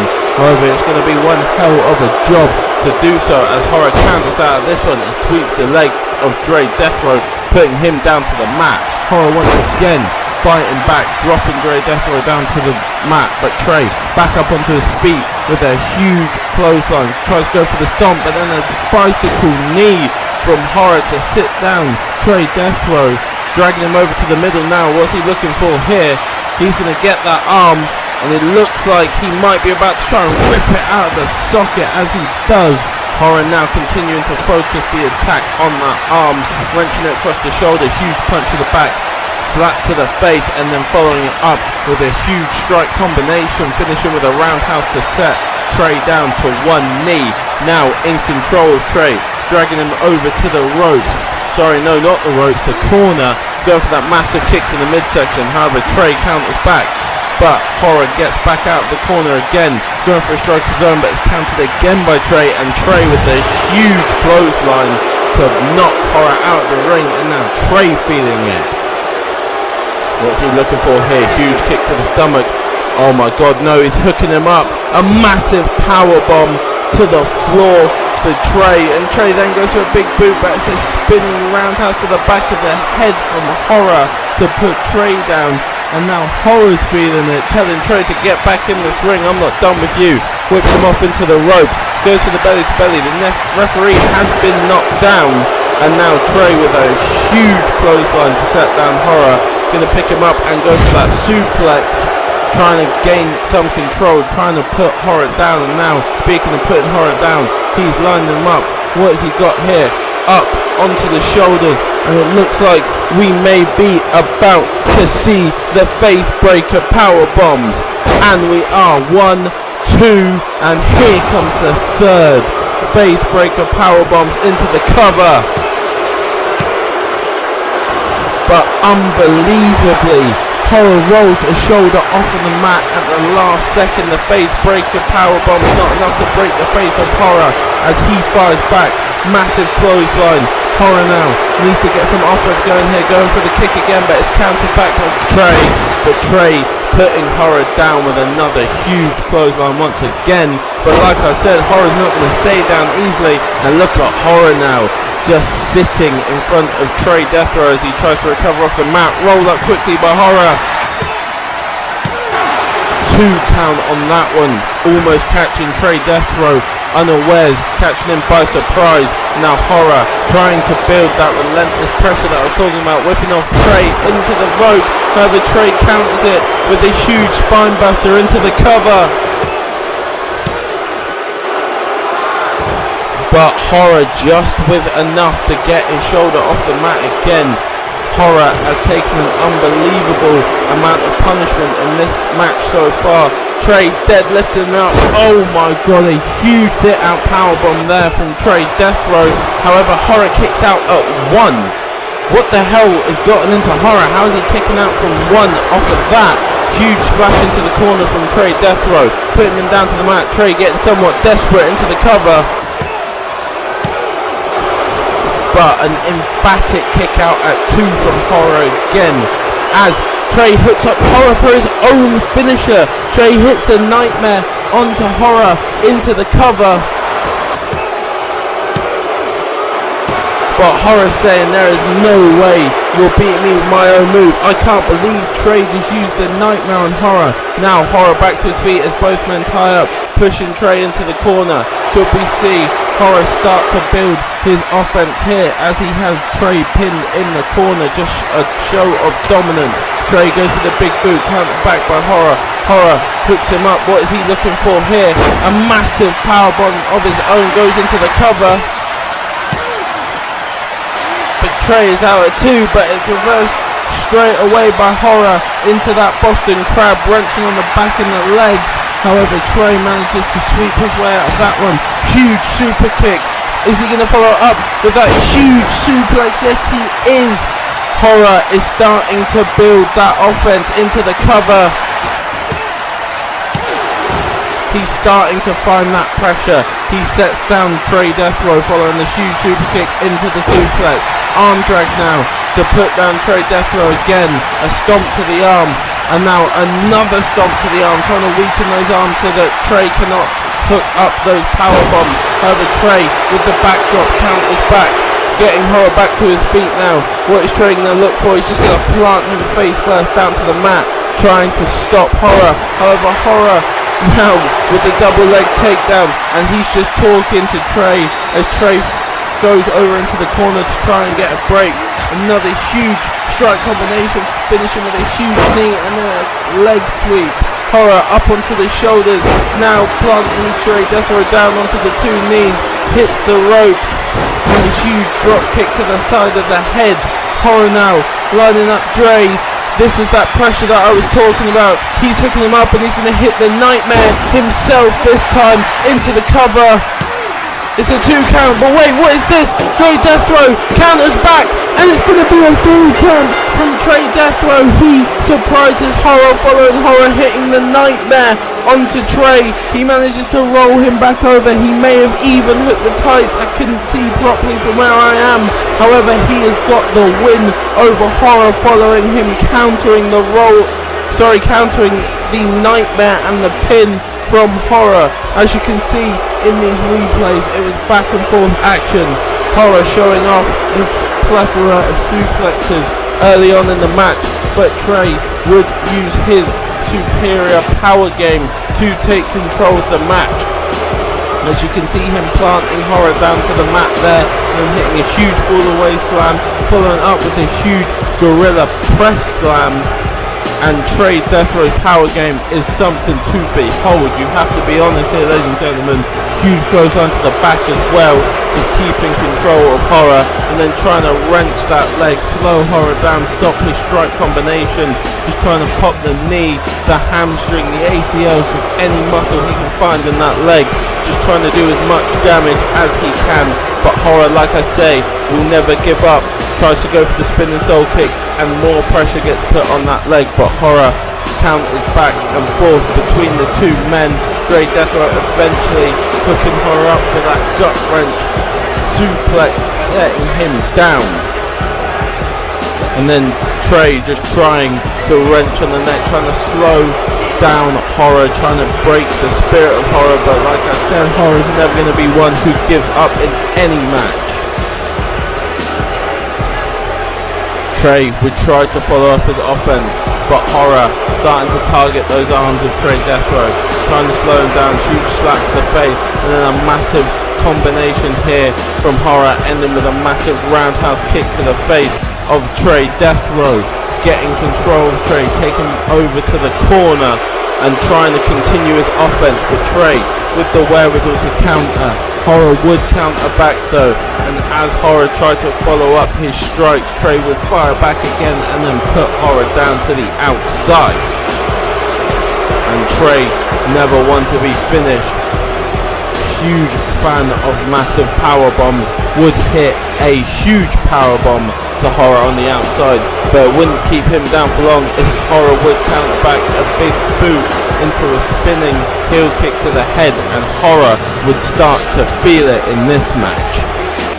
But Trey Death Row would find a window of opportunity to get Horror up onto his shoulders and hook up the Faith Breaker power bombs, trying to just break the spirit, break the spine of Horror, trying to keep him down. 3 massive power bombs. Trey would go for the cover, however Horror would not be kept down by that move. He would roll a shoulder up at the last second to get out of that one, and then he would start trying to fire back. Huge clothesline to start things off there, following it up with a kick. However, Trey Death Row managing to block that one and hit a massive clothesline of his own. But like I say, this was a back and forth match, both men countering back and forth. Horror would set Trey Death Row down and then just sit and stare into the eyes of Trey. But Trey again firing back, now getting desperate. Spine buster into the cover, but Horror would manage to get a shoulder up. Somewhat tired shoulder from Horror, but his shoulder nonetheless saving his chances in this match. Trey then would hook Horror up, deadlifting him off the mat and slamming him down to the mat with a huge sit out power bomb. But again, Horror would not stay down. Trey Deathro's desperation starting to set in, even taking him as far as trying to use Horror's own finishing move to beat the man, but even that wouldn't prove to be enough. Horror saying, hell no, I'm not getting beaten by my own move. And then we would see Horror, after all of that damage he had taken, start to fight back, planting Trey Deathrow with a powerbomb of his own, going for the cover. However, Trey would manage to muscle out of that one, but he would find himself immediately into a Boston Crab, that back being wrenched on, but he would sweep his way out of that one. Horror though, following it up with a huge super kick into a massive straightjacket German suplex, putting Trey down to the mat, going for a cover himself, seeing the damage that Trey had taken. However, Trey also able to roll a shoulder off of the mat to save it for himself. But this is where the unrelenting pressure of Horror would start to show. Massive combination strikes from him there, getting Trey up to his shoulder, dropping him across the knees, setting him down to the mat, and then going for a huge drop kick to the side of the face, following that up with his own variation of the finisher that Trey tried to beat him with, the real nightmare this time, setting down Trey Deathrow. However, Trey Deathrow somewhat unexpectedly would hook up Horror for the pin. I think he may have had the tights, or even may have been grabbing on that rope. However, you have to give him his prop. Ladies and gentlemen, your winner, advancing Trey Deathrow. Is your winner, Trey Deathrow.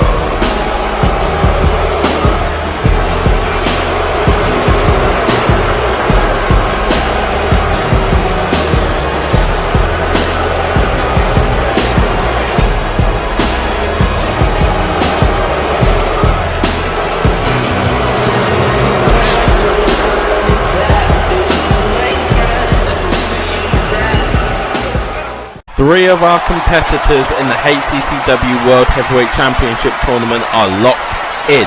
Next week we'll get our last three to see who advances to the quarterfinals, but now we shift to the chosen championship match.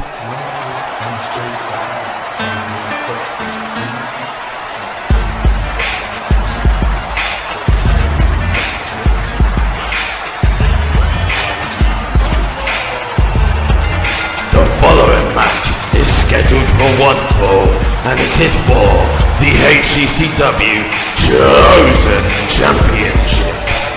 Introducing first, hailing from Camden, New Jersey, he is the original DJ Destro. Destro had an incredibly tough match against Seabay to find his way to this championship match here tonight, and he expects to walk away as the champ.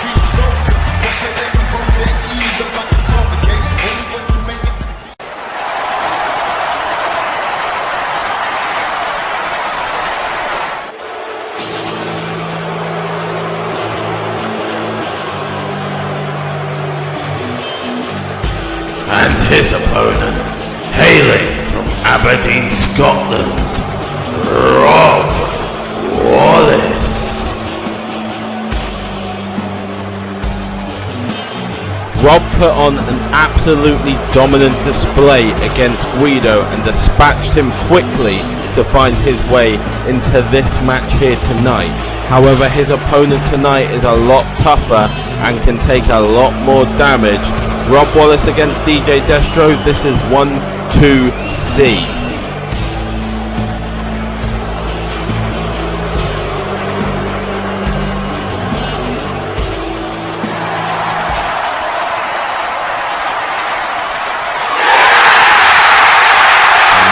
Ladies and gentlemen, the chosen championship being held high above the referee's head.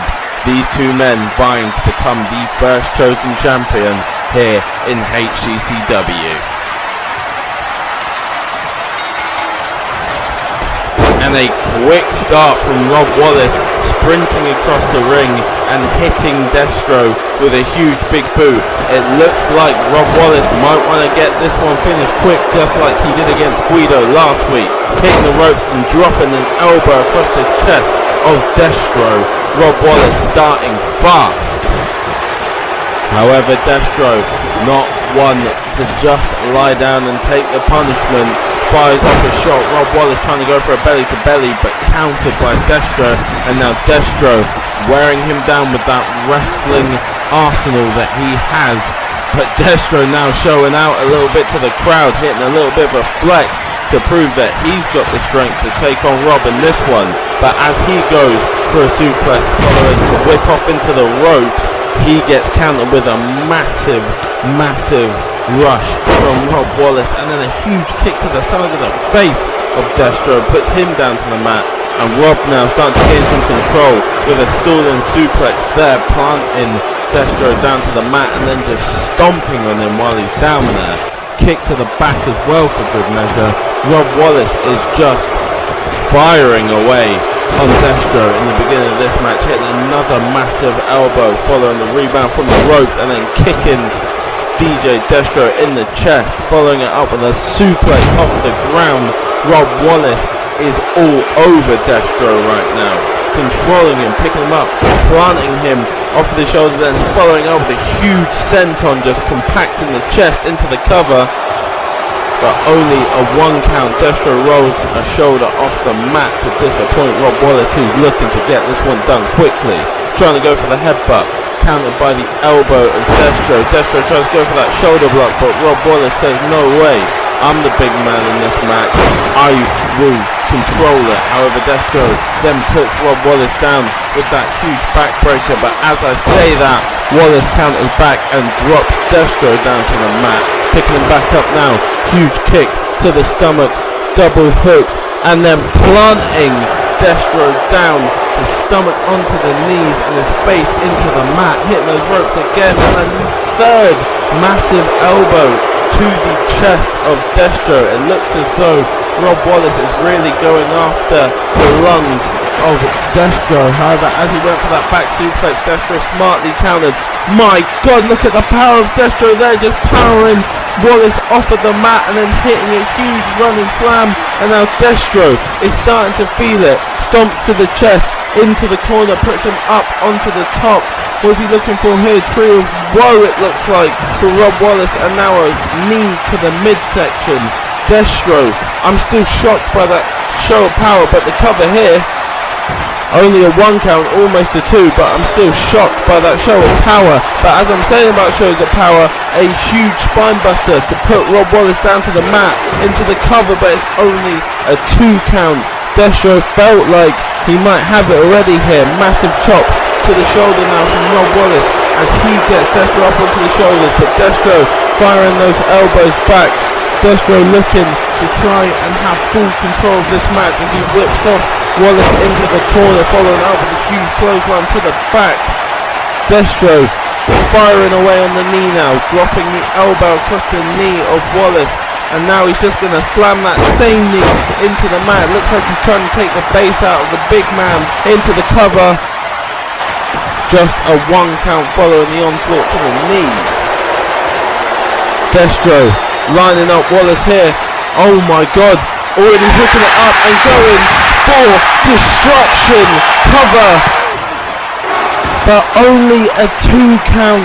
Rob Wallace manages to get a shoulder off the mat following destruction, the move we saw put away Seabay last week.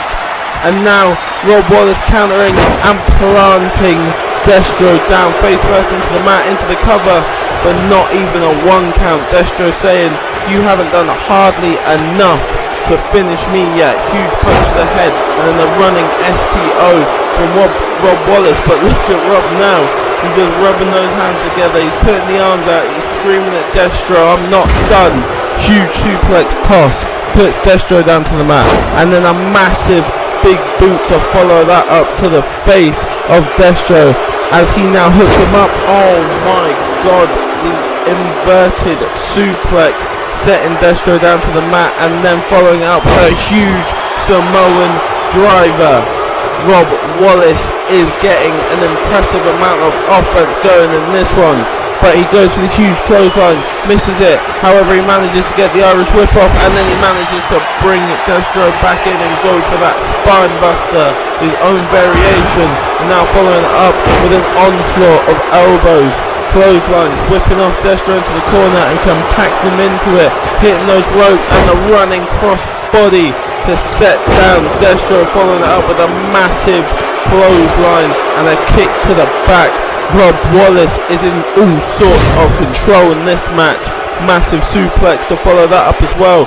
He's got Destro onto the shoulders again, looking for another driver, but Destro fighting out of this one, goes for the shoulder block, but again Rob Wallace stands firm, tries to go for Destro's legs to take him down, but it's a clothesline into the corner instead from Destro to Wallace, as he now stamps on the chest of the big man. Destro now again going for those furious stomps to down Rob Wallace. What has Destro got? He needs to fight back here. He has been under a lot of pressure from Rob Wallace early in this one. Getting Wallace back to his feet, another massive spine buster. We saw him hit one earlier, and now we've seen him hit a second, slamming the arm of Wallace down to the mat, now going for the cover. But Rob Wallace is not done yet, ladies and gentlemen. Remember, there is a title on the line in this match. Neither man going to go for this easily, but as I say that, Destro hits another destruction into the cover, but Rob Wallace, what the hell, Rob Wallace, a second destruction. He kicks out again of the destruction, but look at Destro just flexing on him, ready to take this match. Furious punches to the head of Wallace, slamming his face down to the mat. What has Destro got? Massive clothesline. Ducks Rob Wallace's clothesline. Back body drop, showing impressive strength to get the big man up, and then following that up with a massive spine buster. Rob Wallace again hit with a third spine buster. Destro into the cover, but Wallace again kicks out. What resilience is being shown by Wallace so far in this one, as Destro hooks him up and plants him with a huge full Nelson slam into the cover. But not even a one count this time from Destro on the big man, as he gets him up and hits him with a huge gut buster across the knee, now wrenching on the neck of Rob Wallace. Destro, he needs to keep this pressure going. He needs to keep the big man down. Don't let Rob Wallace start rolling this one. And as I say about rolling, Destro hooks up those wrestling rolls, just in control of Rob Wallace, now going for a cross arm breaker or an armbar, whatever you want to call it, but Wallace managing to counter back. Huge punches to the unprotected face of Destro there. That looked painful as hell. It didn't seem to phase Destro. Hits a huge snap suplex, floats over into the cover and gets a one count, but still not enough to keep the big Scotsman down, as he rakes the eyes and then hits a huge uppercut. But Destro fighting back with two huge kicks to the stomach and then planting Rob Wallace down to the mat with a huge DDT. Going for some offense to the arm, but Wallace fights back, whips Destro off into the corner and follows it with a huge body splash, setting Destro down to the mat into the cover. But only a one count, a defiant kick out from Destro. He's not ready to give up on this one yet. Up onto the shoulders, thought he might be going for that driver, but instead he just drops Destro neck first across that top rope. But now up onto the shoulders again, and it looks like this time he is going for that Samoan driver to set down Destro. What has he got? He's going for the cover here. 2 count as Destro manages to roll the shoulder up off the mat, following a huge Samoan driver stomp to the arm, and he looks like he's going to try and tap him out now with the dragon sleeper. All of that weight across the back and on the neck of Destro, but Destro manages to fight out of it. Rolling Wallace tries to go for that takedown again, and Destro manages to scramble and put him down to the mat with a huge punch. Kick to the stomach now, going for a move of his own, but it's fired back by Wallace, and then Destro following that up with a running STO. Destro just talking to him, and finally hits this shoulder block to put the big man down to the mat. He focuses on that knee again, trying to take out that potential driver that Wallace has hit twice in this match already. Now going for the arm. Destro trying to dissect his opponent. However, a massive backdrop from Wallace is going to put those plans to bed. Now Wallace just abusing Destro in the corner, scraping the bottom of his boot across the face as he hooks him up. Suplex toss to put Destro down to the mat. Rob Wallace is signalling for the end of this one, but Destro says hell nah, not yet boy, get out of my ring. Huge clothesline puts Wallace down. What is Destro? Destro's gonna fly over the top rope. Tope Suicida. I cannot believe the big man's just thrown to the outside there. Kick to the stomach, punch to the face, hooking him up. Double overhook suplex there from Destro. And now Destro going to the top rope. This is not something we see very often from the big man. What is he looking for here? Going for a splash, but Rob Wallace manages to get the knees up. Destro in somewhere he's not wholly comfortable with, and it showed as Rob Wallace then just throws him into the corner and splashes on top of him once again. Rob Wallace now, look at him, just waiting for Destro to get back to his feet. What is he waiting for here? And it looks like he's going to be going for the Pride of Scotland into the cover. Oh my God, Destro manages to roll a shoulder out and get out of the Pride of Scotland DDT. That's unbelievable. Now Rob Wallace, what can he do to finish it up?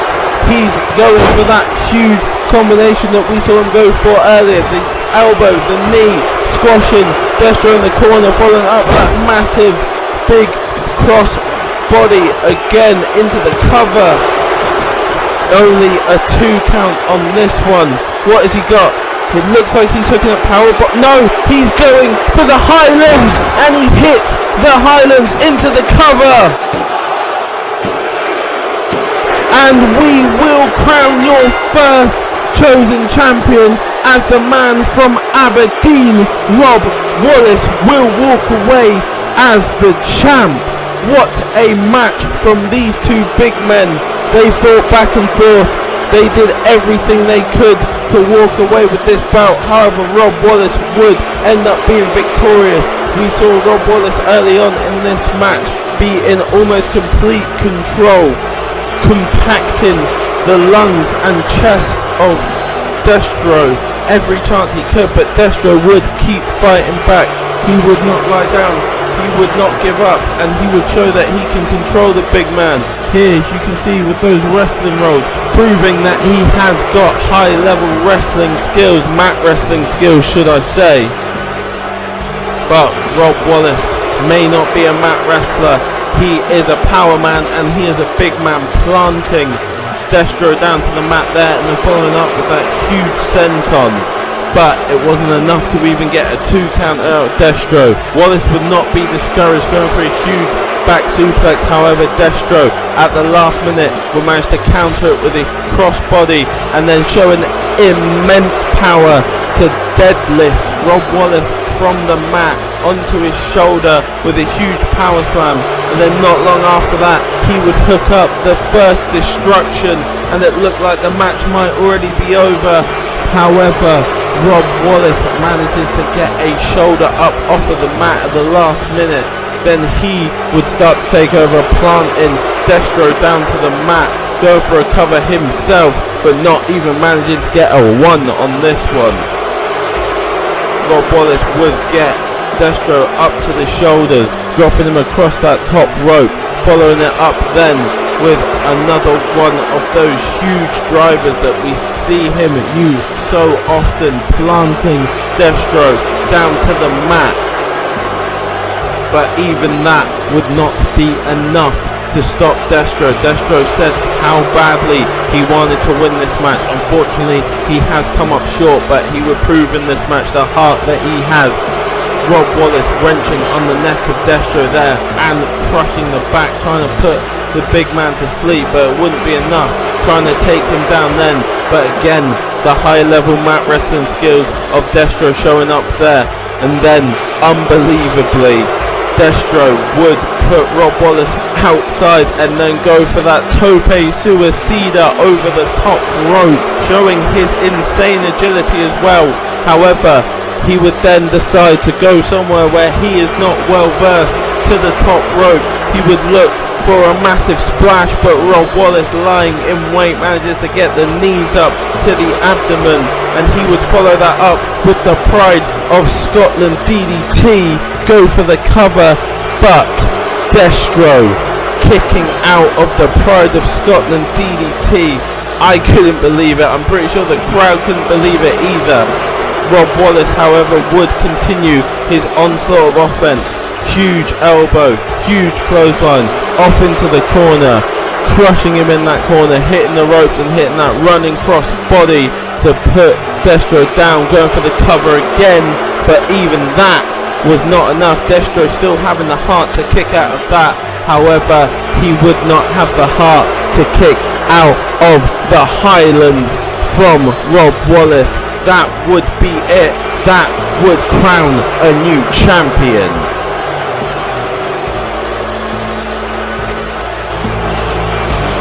Here is your winner and new HCCW Chosen Champion, Rob Wallace.